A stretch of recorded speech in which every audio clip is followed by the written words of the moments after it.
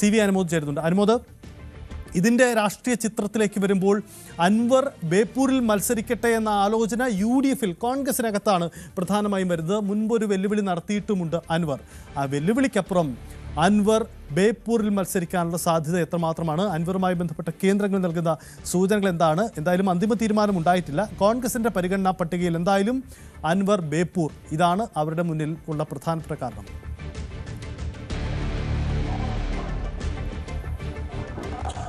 സജിത്ത്, രണ്ട് കാര്യങ്ങൾ നമുക്കിവിടെ പരിശോധിക്കേണ്ടതുണ്ട്. ഒന്ന്, അൻവറിന്റെ രാഷ്ട്രീയമായിട്ടുള്ള ചൂടുമാറ്റത്തിന് പിന്നിലുള്ള സാഹചര്യം.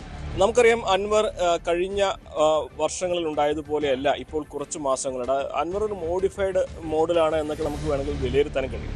നിലമ്പൂർ ഉപതെരഞ്ഞെടുപ്പിന് ശേഷം അൻവറിന്റെ ഭാഗത്ത് നിന്ന് പ്രകോപിപ്പിക്കുന്ന തരത്തിലുള്ള പ്രസ്താവനകളില്ല, UDF-ന്റെ വിമർശിക്കുന്ന നിലപാടുകളില്ല.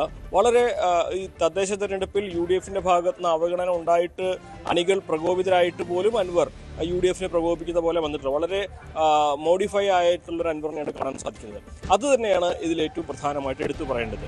അൻവറിന്റെ മുമ്പിൽ UDF-ന്റെ ഭാഗമായി നിൽക്കുമ്പോൾ അവിടെ അൻവറിന് ഒരു സ്പേസ് കിട്ടണമെങ്കിൽ അൻവർ മത്സരിച്ചു വരുന്ന സാഹചര്യം അത്രമാത്രം പ്രതിസന്ധി നിറഞ്ഞതായിരിക്കണം, അല്ലെങ്കിൽ ഒരു ജയന്റ് കില്ലർ ആവണം അൻവർ. അതിനുള്ള ഏറ്റവും എളുപ്പത്തിലുള്ള അല്ലെങ്കിൽ ഏറ്റവും പ്രധാനപ്പെട്ട ഒരു മണ്ഡലമായിട്ട് ബേപ്പൂർ തന്നെ കാണാം. അതിന് പ്രധാനപ്പെട്ട ഒരു കാരണം, അൻവർ കഴിഞ്ഞ 2 വർഷമായിട്ട് നിരന്തരം വിമർശിക്കുന്ന, ഏറ്റവും അധികം വിമർശനങ്ങൾ നടത്തുന്ന നേതാവ് മുഹമ്മദ് റിയാസാണ്. മരുമോനിസം എന്ന പേരിൽ അൻവർ വലിയ തോതിൽ പരിഹസിക്കുന്നു, വിമർശിക്കുന്നു. മാത്രമല്ല, ടൂറിസം വകുപ്പിന്റെ അഴിമതികൾ അക്കമിട്ട് പുറത്തു പറയുകയും ചെയ്തിട്ടുണ്ട്. അപ്പോൾ ആ ഒരു അവസരം കിട്ടിയാൽ ബേപ്പൂരിൽ താൻ മത്സരിക്കുമെന്ന് നിലമ്പൂരിൽ മത്സരിക്കുമ്പോൾ അദ്ദേഹം തുറന്നു പറഞ്ഞ സാഹചര്യങ്ങളുണ്ട്. അങ്ങനെ വരുമ്പോൾ 28,000-ന്റെ വലിയ ഒരു ഭൂരിപക്ഷത്തിൽ വിജയിച്ചു കയറിയിട്ടുള്ള മണ്ഡലത്തിലെ മുഹമ്മദ് റിയാസിനെ തോൽപ്പിക്കാൻ കഴിഞ്ഞാൽ അത് UDF-ൽ അൻവറിന് നൽകുന്ന ഒരു മൈലേജ് വളരെ കൂടുതലായിരിക്കും, സ്ഥാനം വളരെ കൂടുതലായിരിക്കും. അങ്ങനെ ഒരു ജയന്റ് കില്ലറായിട്ട് അൻവർ വന്നാൽ മാത്രമേ അൻവറിന് ഇനിയുള്ള രാഷ്ട്രീയ ജീവിതത്തിൽ ഒരു മുന്നോട്ട് പോക്ക് സാധ്യമാകുകയുള്ളൂ, അല്ലെങ്കിൽ അൻവർ പ്രതീക്ഷിക്കുന്ന നേട്ടങ്ങളിലേക്ക് എത്താൻ കഴിയുകയുള്ളൂ. അതുകൊണ്ട് തന്നെ അൻവർ അത്തരത്തിലൊരു റിസ്ക് എടുക്കാൻ തയ്യാറാകും എന്ന് തന്നെയാണ് മനസ്സിലാക്കാൻ കഴിയുന്നത്. മാത്രമല്ല, അൻവർ UDF-ന്റെ അസോസിയേറ്റ് മെമ്പറായ ഉടനെ ഏറ്റവും വലിയ പ്രതികരണങ്ങൾ ആദ്യം വന്നത് ബേപ്പൂരിൽ നിന്നാണ്. ബേപ്പൂരിലേക്ക് സ്വാഗതം എന്ന്, അത് അൻവറിൻ്റെ ആളുകൾ ചെയ്താണെന്ന് പറയാം, അതല്ലെങ്കിൽ സാധാരണക്കാരാണെന്ന് പറയാം. ഏത് തരത്തിലാണെങ്കിൽ തന്നെയും അവിടെ ഒരു ചർച്ചയ്ക്ക് അൻവറിൻ്റെ ഈ ഒരു വരവ് കാരണമായിട്ടുണ്ട് എന്നുള്ളതാണ്. മാത്രമല്ല, UDF-ലെ മറ്റാര് മത്സരിച്ചാൽ ഉണ്ടാക്കാതിനേക്കാൾ വലിയ ഇമ്പാക്റ്റ് ഉണ്ടാക്കാൻ കഴിയുമെന്നാണ് അൻവറിൻ്റെ കൂടെയുള്ളവരുടെ നിരീക്ഷണം. 2 കാര്യങ്ങളാണ് അതിൽ പറയുന്നത്. ഒന്ന്, ഏതൊരു തെരഞ്ഞെടുപ്പിലും അൻവറിന് സ്വന്തം നിലയിൽ 5 മുതൽ 10% വരെ വോട്ട് നേടാൻ സാധ്യതയുണ്ട്, കഴിവുണ്ട് എന്നവർ വിലയിരുത്തുന്നു. രണ്ടാമതായിട്ട്, ഭരണവിരുദ്ധ വികാരം. ഭരണവിരുദ്ധ വികാരത്തിൽ കൃത്യമായിട്ട് പറയുമ്പോൾ അത് മുഹമ്മദ് റിയാസിനെതിരെയുള്ള മത്സരമാകുമ്പോൾ സ്വാഭാവികമായിട്ടും അത് UDF-ന് അനുകൂലമാകുന്ന ട്രെൻഡ് തീർക്കുന്നു. ഈ 2 ഘടകങ്ങളും ഒന്നിച്ച് വർക്കൗട്ടായാൽ ബേപ്പൂരിൽ അൻവറിന് വിജയിച്ചു കയറാൻ കഴിയുമെന്നൊരു കണക്കൂട്ടലാണ് അൻവറിൻ്റെ ഒപ്പമുള്ളവർക്കുള്ളത്. സ്വാഭാവികമായിട്ടും അതൊരു വലിയ പ്രതീക്ഷ നൽകുന്ന കണക്കാണ്. അവരെ 28,000 എന്നത് മറികടക്കാൻ കഴിയുന്നൊരു ഭൂരിപക്ഷമാണെന്ന് അവർ വിലയിരുത്തുകയും ചെയ്യുന്നുണ്ട്. ഇനി മറ്റൊരു കാര്യം നോക്കുമ്പോൾ, നേരത്തെ അനീഷ് സൂചിപ്പിച്ചതുപോലെ കോൺഗ്രസിനുള്ളിൽ നിന്ന് ഈ ഒരു സാഹചര്യത്തിൽ സീറ്റിന് ഒരുപാട് പേരൊക്കെ ശ്രമിക്കുന്നുണ്ടെങ്കിലും അവിടെ വിജയിച്ചു കയറാൻ അത്ര എളുപ്പമല്ല എന്ന് കൃത്യമായിട്ട് അറിയാം. അവിടെ മത്സരിക്കാവുന്ന വരുന്ന നേതാക്കളുടെ എല്ലാം പ്രൊഫൈലിനേക്കാൾ നല്ലൊരു പ്രൊഫൈലായിട്ട് അൻവറിനെ അവിടെ അവതരിപ്പിക്കാൻ UDF-ന് സാധിച്ചാൽ അവിടെ സ്വാഭാവികമായിട്ടും UDF-ന് അനുകൂലമായിട്ടുള്ള ഒരു ട്രെൻഡ് നിലനിൽക്കുന്നുണ്ടെങ്കിൽ, ഒരു ഭരണവിരുദ്ധ വികാരം നിലനിൽക്കുന്നുണ്ടെങ്കിൽ അത് അൻവറിനും UDF-നും അനുകൂലമായിട്ട് വരുമെന്നൊരു വിലയിരുത്തലുണ്ട്.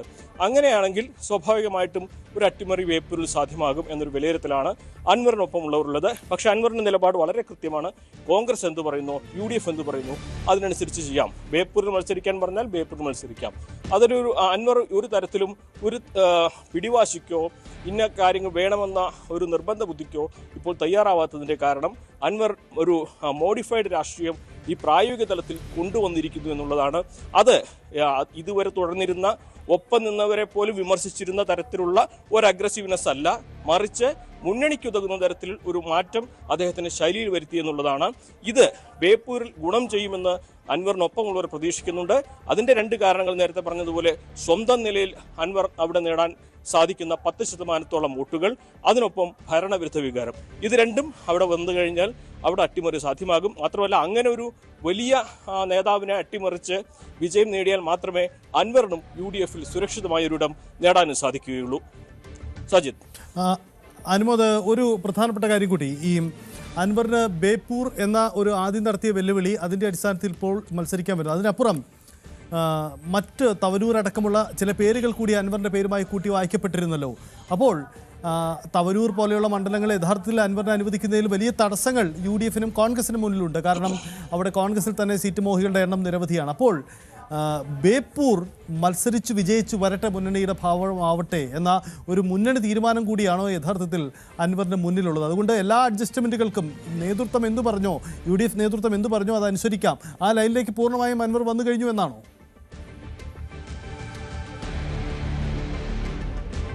തീർച്ചയായും അൻവറിനെ സംബന്ധിച്ച് ഇപ്പോൾ ഇന്ന മണ്ഡലത്തിൽ മത്സരിക്കുക എന്നൊരു പിടിവാശിയില്ല എന്ന് തന്നെയാണ് അൻവറിനൊപ്പമുള്ളവർ അല്ലെങ്കിൽ അൻവറിൻ്റെ അടുത്ത വൃത്തങ്ങളെന്ന് അൻവറിൽ നിന്നൊക്കെ നമുക്ക് മനസ്സിലാക്കാൻ കഴിഞ്ഞില്ല. തവനൂരിൻ്റെ കാര്യത്തിലേക്ക് വരുമ്പോൾ തവനൂരിൽ ഒരു കാര്യം കൂടി സൂചിപ്പിക്കേണ്ടതുണ്ട്.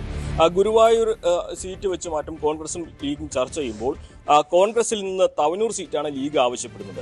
നമുക്കറിയാം തവനൂർ സീറ്റ് എല്ലാ തവണയും ചർച്ചയിൽ നിൽക്കുന്നത് ജലീലിനെ അട്ടിമറിക്കാനുള്ള അവിടുത്തെ ശ്രമങ്ങളുടെ ഭാഗമായിട്ട് കഴിഞ്ഞ തവണ ഫിറോസ് കുന്നുംപറമ്പിൽ എന്ന സ്വതന്ത്രനെ കൈപ്പത്ത് ചിഹ്നത്തിൽ മത്സരിപ്പിച്ചവർ അവിടെ പരീക്ഷണം നടത്തിയതാണ്.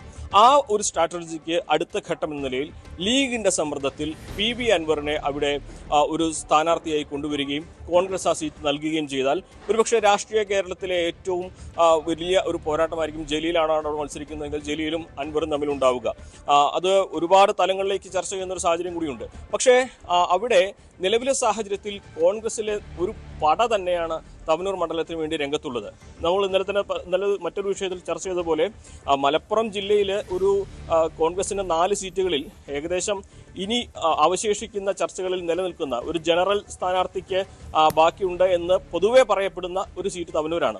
അങ്ങനെയുള്ളൊരു തവനൂർ മറ്റൊരു കക്ഷിക്ക് വിട്ടുകൊടുക്കുക കോൺഗ്രസിനെ സംബന്ധിച്ച് ഈ ഘട്ടത്തിൽ അത്ര ചിന്തിക്കാവുന്ന കാര്യമാകുകയില്ല.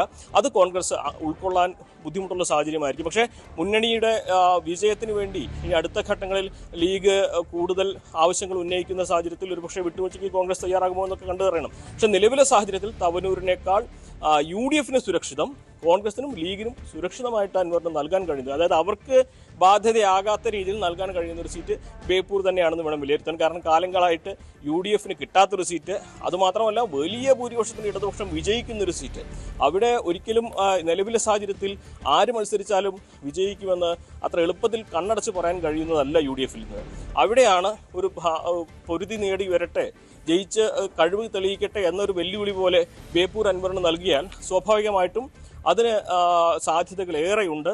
മാത്രമല്ല കോൺഗ്രസിനെ സംബന്ധിച്ചും ലീഗിനെ സംബന്ധിച്ചും അത് കുറെ കൂടി നൽകാൻ കഴിയുന്ന ഒരു മികച്ച അല്ലെങ്കിൽ പരിഹരിക്കാൻ കഴിയുന്ന ഒരു ഫോർമുല തന്നെയായിരിക്കും അൻവറിന്റെ വിഷയത്തിൽ. അതാണ് സാഹചര്യം. എന്തായാലും PV അൻവർ എവിടെ മത്സരിക്കുമെന്ന ചോദ്യത്തിന് ബേപ്പൂർ എന്ന ഉത്തരമാണ് ഇപ്പോൾ പൊതുവിൽ ഉയരുന്നത്. വളരെ നന്ദി അനുമോദ്.